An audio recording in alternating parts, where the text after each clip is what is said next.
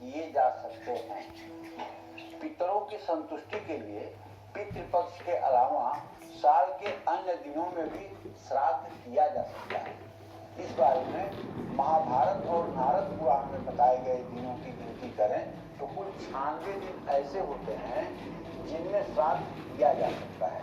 इस तरह हर महीने 4 या 5 मौके आते ही हो जब श्राद्ध किया जाता है। पितरों की संतुष्टि के लिए तर्पण, पिंडदान और ब्राह्मण भोजन करवाया जा सकता है। पूर्व पुराण में कहा गया है कि श्राद्ध करने के लिए जरूरी चीजें ब्राह्मण और संपत्ति के मिल जाने पर समय और दिन से जुड़े नियमों पर विचार किए बिना भी किसी दिन श्राद्ध किया जा सकता है। वाराह पुराण में भी यही कहा गया है कि सामग्री और पवित्र जगह मिल जाने पर श्राद्ध करने से उसका पूरा फल मिलता है। इसी तरह महाभारत के अश्वमेधिक पर्व में श्री कृष्ण भगवान ने कहा है कि जिस समय भी आपको अच्छा ब्राह्मण मतलब कर्मकांड में निष्णांत हो, संतोषी हो, ऐसा ब्राह्मण, दही, शुद्ध घी, पुसा, फूल और अच्छी जगह माने गंगा जी का तट हो, पीपल का वृक्ष हो और भगवान विष्णु की कोई वहां प्रतिमा या मंदिर हो, इसको अच्छी जगह कहते हैं। अच्छी जगह का मतलब ये है अच्छी जगह। जैसे मैं जानता हूँ इलाहाबाद में नाग वासुकी मंदिर है।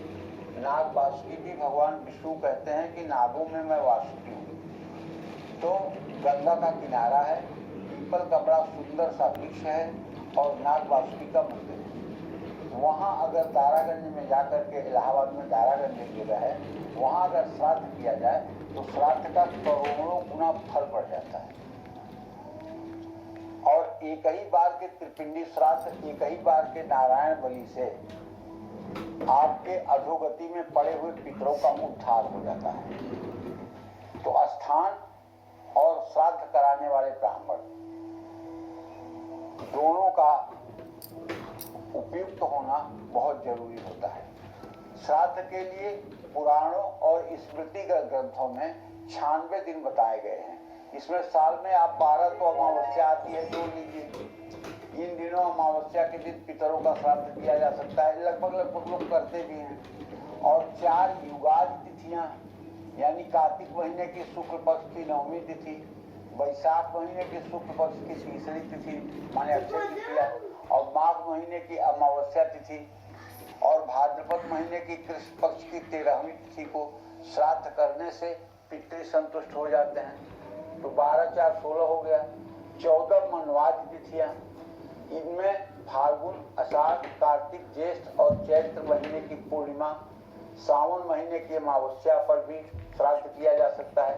कार्तिक महीने की शुक्ल पक्ष की 12वीं तिथि, आश्विन महीने की शुक्ल पक्ष की 9वीं तिथि, चैत महीने की शुक्ल पक्ष की 3री तिथि, भाद्रपद महीने की शुक्ल पक्ष की 3री तिथि, पौष महीने की शुक्ल पक्ष की 11वीं तिथि, आषाढ़ महीने के शुक्ल पक्ष की 10वीं तिथि, माघ महीने की शुक्ल पक्ष की 7वीं तिथि और भाद्रपद महीने की कृष्ण पक्ष की 8वीं तिथि पर श्राद्ध कर सकते हैं। 12 संक्रांति, हर महीने की 13 से 17 तारीख के बीच में सूर्य अपनी राशि बदलता है। जिस दिन सूर्य राशि बदलता है उस दिन संक्रांति कहते हैं। संक्रांति के दिन भी पितरों का श्राद्ध किया जा सकता है। और 12 बार वैद्युत योग आते हैं। वैद्युत योग की स्थिति में हर महीने वैद्युत योग बनता है। इस योग में भी पितरों का श्राद्ध किया जा सकता है।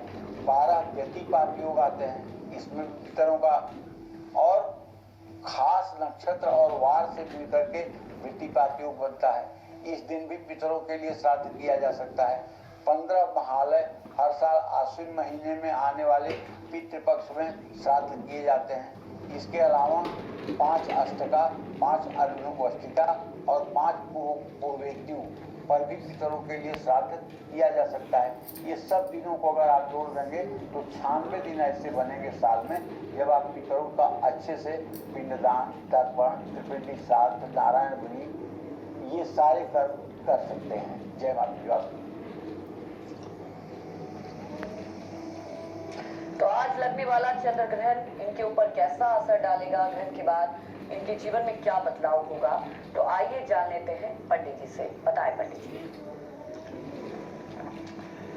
देखिए, सिंह राशि के जातकों को बताना चाहूंगा कि आपके राशि से सप्तम स्थान में चंद्र ग्रहण लग रहा है।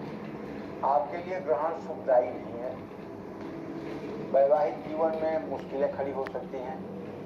जीवन साथी और अपनी सेहत का आपको ध्यान रखना होगा। अविवाहितों के लिए रिश्ता जोड़ने में और समय लग सकता है। साझेदारी के कारोबार में सावधानी बरतने की जरूरत है। अपने क्रोध पर नियंत्रण रखें। समझदारी से फैसले लेने